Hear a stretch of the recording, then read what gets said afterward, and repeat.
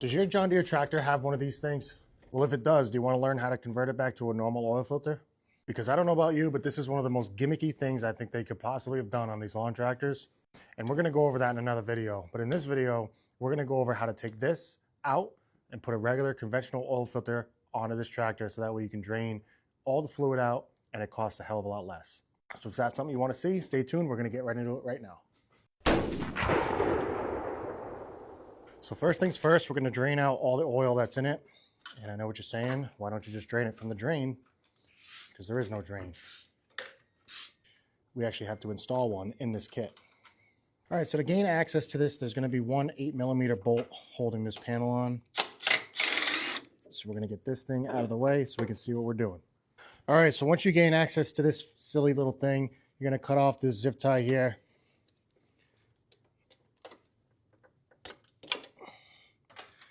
And then we're going to remove this actual filter. So I guess if you want to keep this filter, this is a step that you're going to need to do. But basically, you're just going to take this, you're going to push down while twisting, and this filter is going to come off. And that's it. You've removed this guy. All right, so once you get to this point, you're going to want to mitigate the mess somehow, because there's still going to be a fair amount of oil in this engine. That's half the problem with these filters. So whether it's pig mat or, I mean, it's just going to make a mess. So it's really, there's no, I guess what my marble mouth is trying to say is it's going to make a freaking mess. So just be ready. So I'm using an 1.1/8" socket. I think the right size is a 28mm if I'm not mistaken, but an 1.1/8" will work. And then you're just simply just going to take this big old bolt out. So let's do it. That's it.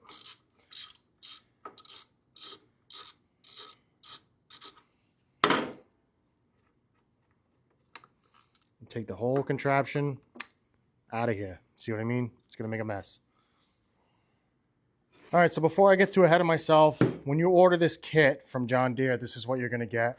It's usually going to come in a little bag like this if you get it off Amazon. This is the part number for the actual kit. And then inside the kit, you're getting a filter. You're getting an adapter that's going to go in place of that big bolt we just took out. This is going to thread in, and then your oil filter is actually going to thread right onto this. And then you're also getting your drain for the other side of the engine so you can actually drain the oil out, because it doesn't come with a drain. So first step we're going to do, we're going to get this guy installed right where we took that bolt out. All right, so once you get that big adapter out of there, you're going to take this piece.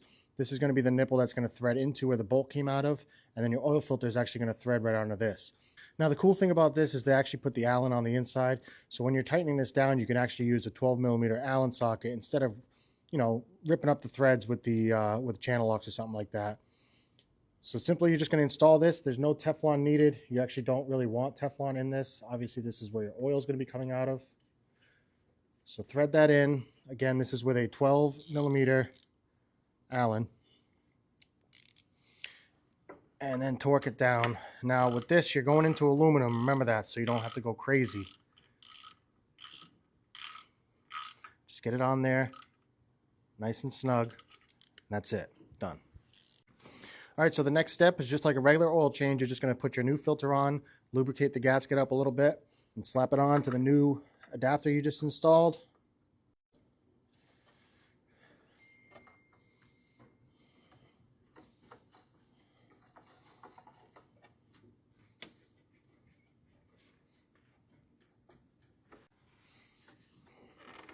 Get it nice and hand tight.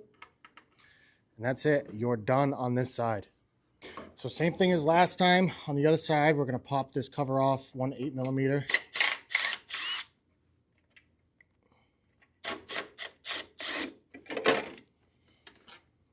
Now before we go taking that bolt out on the other side of the drain plug, I'm going to take your new adapter and we're going to throw a little bit of pipe dope on it.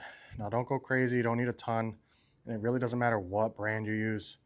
Just something that's going to seal these threads to avoid leaks. And then just have your 15/16 socket ready to go. That's going to thread onto this so you can screw it in nice and quick. Now the next step is to get this drain plug out. Now if you have an 8.7/16, it's the best way to do it. If not, just a regular old 7/16 wrench. You'll just have to move it around. and finagle it around. You'll get it. You'll get it eventually.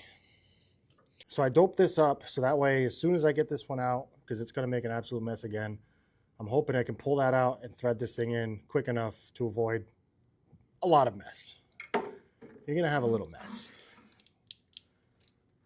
That's just inevitable. All right, so we got it loose. Put our new one right next to it, and boom. Thread this in. We didn't make any friggin' mess, really. Hell yeah, brother.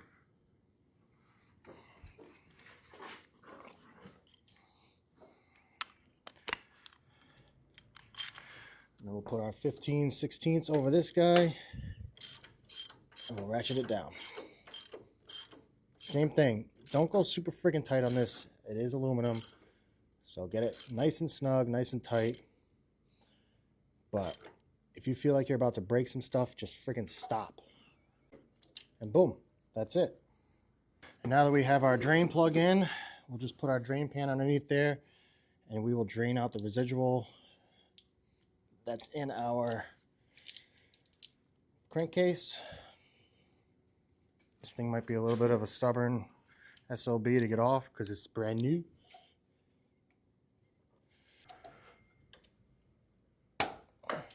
Pop. And we'll let that drain out completely. All right, so obviously I got to put the panels back on, but I'm going to do a full service on this thing, so I'm just going to leave those off for now until I can get to it. I'm going to fill it back up with oil. But after all those steps, you've successfully deleted probably the dumbest thing I've ever seen on these lawn tractors. If you don't know it, these things are like $60 to $65. And I'm going to do a video on this probably right now, but you're not changing a lot of oil when you change this. You're still leaving a pretty fair amount of oil in the machine. But again, $60-something. I get the marketing ploy, it's easy, you just push it down and twist it off, but you're not getting the oil out. You're getting whatever's this holding, which isn't much. So for like 25 bucks, you do the conversion kit, you get it back on track, you get a regular oil filter, you're good to go. You can drain it the way you're supposed to. Just a regular oil filter that's not going to cost you $65 each time. And yeah, just better for your engine as well. As far as the business side goes, I always try to talk customers into doing this. Now, obviously, the customers are giving me their machines to do the oil change, so they don't really care about the ease of it. But when I have to order one of these, it's an extra $60 on top of my regular tune-up fee, where I tell them, hey, for $20 extra, we'll convert this, and then every oil change after that will just be the flat fee. You're not going to have to pay for this friggin' hunk of junk ever again. So if you have one of these or you've successfully done one of these conversions, let me know in the comments down below. Definitely something I think you should get familiar with if you're going to do it commercially, or if you have one of these tractors, I recommend doing it. Getting rid of this, doing the conversion kit. So thanks for watching. Appreciate you guys.